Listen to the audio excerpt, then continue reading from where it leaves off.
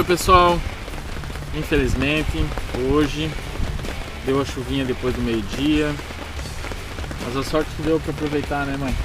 Deu bastante. A única coisa ruim eu acho que agora que vai ser é voltar com essa chuva.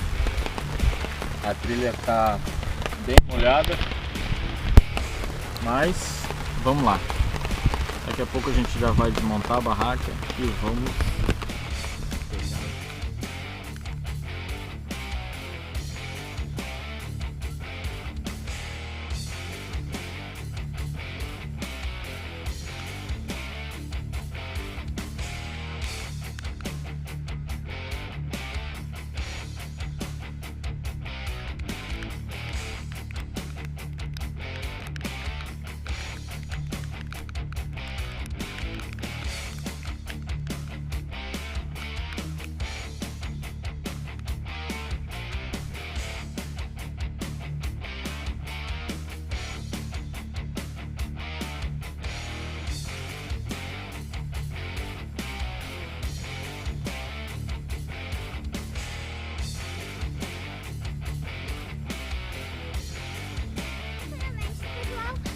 Como o papai falou, é a mesma coisa que eu tô pensando.